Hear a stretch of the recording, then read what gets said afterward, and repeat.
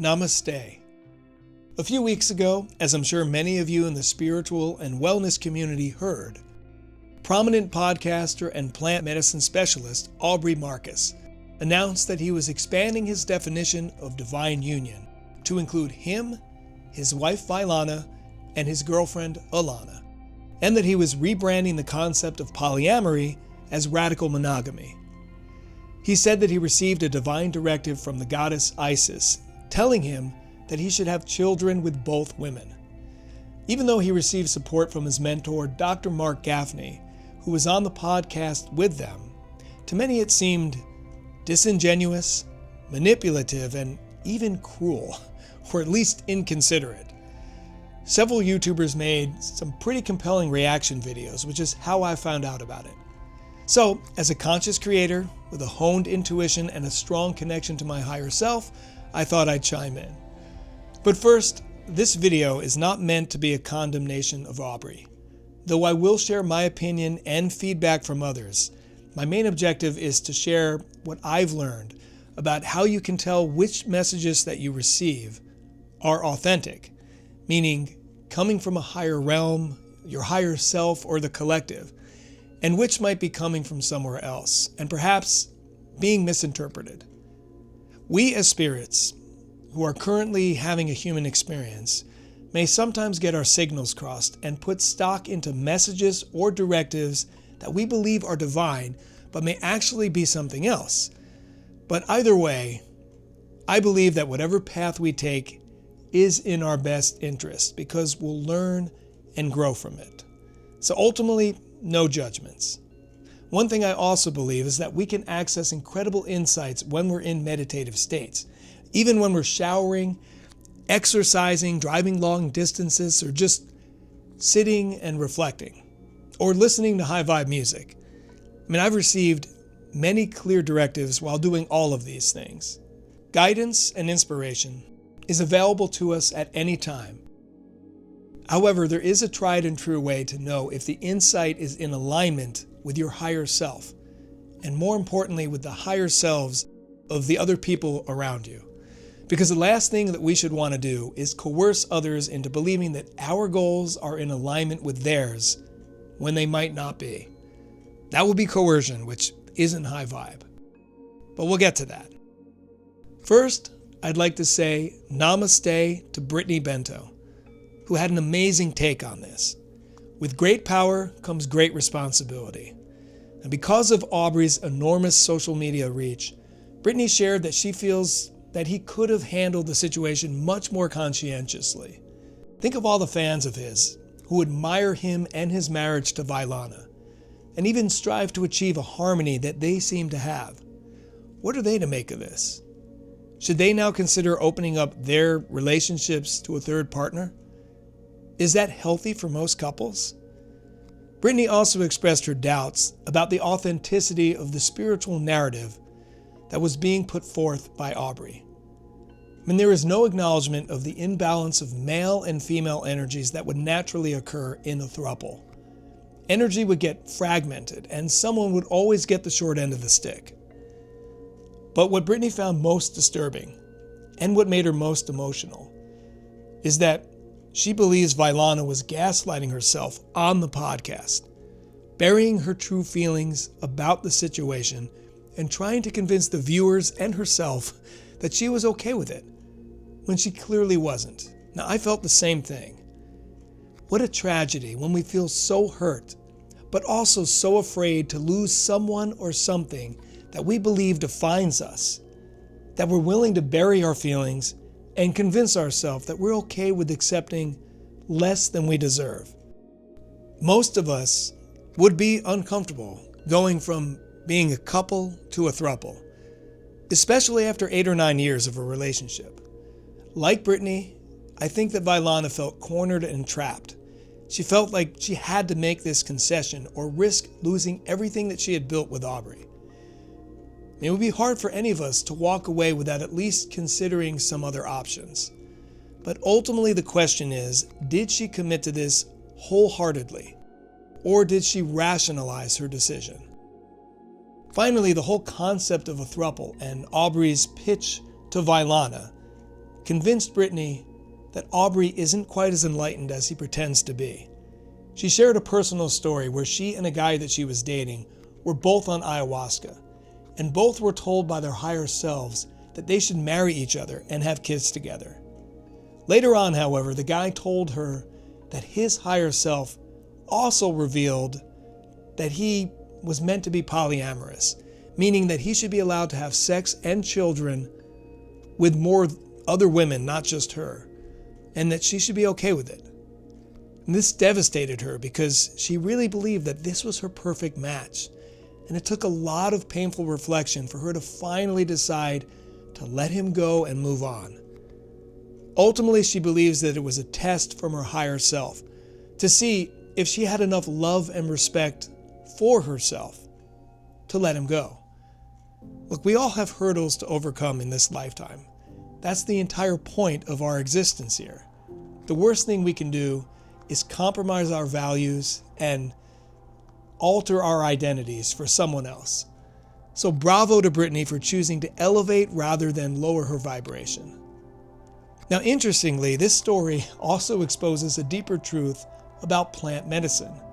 Not every insight received while on ayahuasca is a divine directive.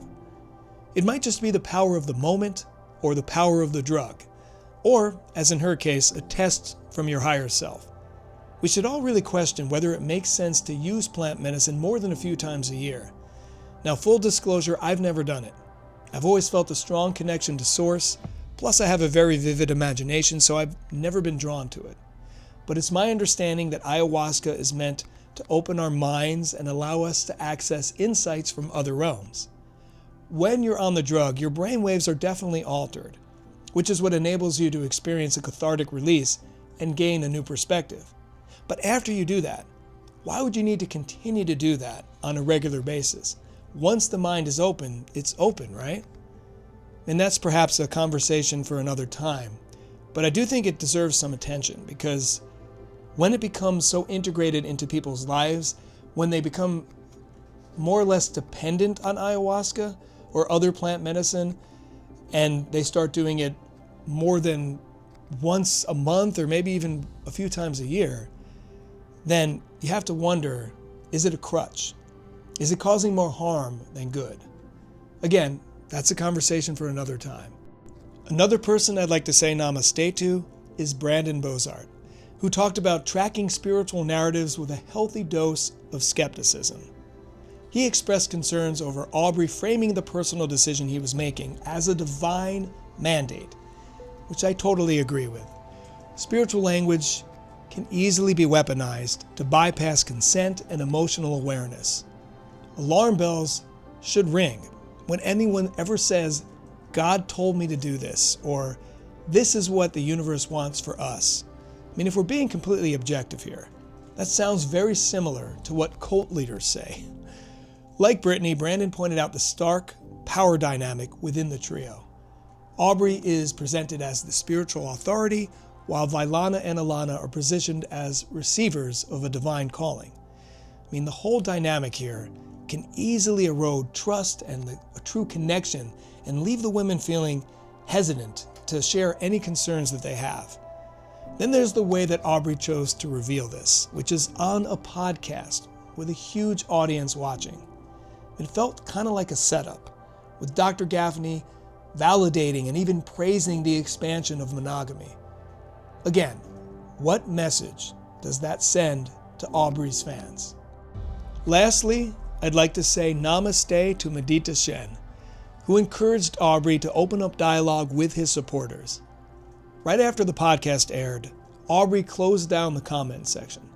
Now, this shouldn't be a one-way street, especially when it comes to the women in the relationship. Don't they get a say in this? Shouldn't they be encouraged to respond to people's concerns? According to Medita Shen, if Aubrey engages in active discussion, even now, it would signal that this is truly a shared leadership, not a narrative management. Clear communication is the only way forward. Now, from my perspective as a conscious creator with a honed intuition, I believe that Aubrey misinterpreted his subconscious desires and physical urges as divine directives. I don't think it was malicious, but I do think that he has a blind spot when it comes to sensing Vailana's vibration.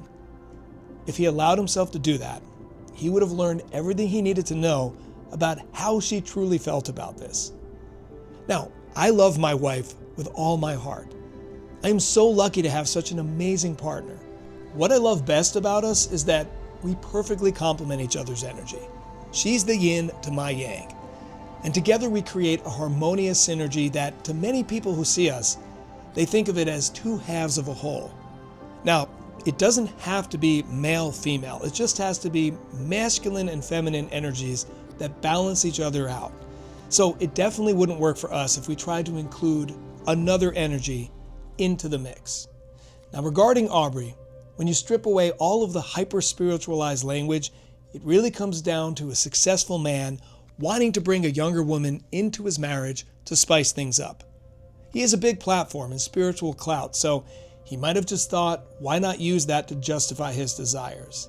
To me and to many others, it seems like spiritual ego disguised as evolution. But at the end of the day, as I said earlier, it's not for me to judge. We all have challenges that we have to confront and hopefully transcend in this lifetime. So now let's move on to the main point of this video. How can you tell which directives you hear, see, and sense while in meditation or on ayahuasca are authentic and divine? The answer is that you can only tell when you're truly aligned. Tuned in, tapped in, and turned on, as Abraham Hicks likes to say. So how do you get there? 3 ways. 1, hone your intuition. 2, master inner dialogue. And 3, observe the energy of others with all of your senses. So let's start with number 1, hone your intuition. Now more than ever, we have to learn how to block out the noise. And the best way to do this is to meditate.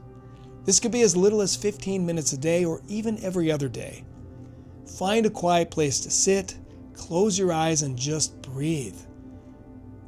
Remember that you are a spirit who chose to experience life as a human, in a physical body with a range of emotions. When we meditate, it helps us to reconnect with that greater truth, that we are all eternal beings, part of a much larger collective.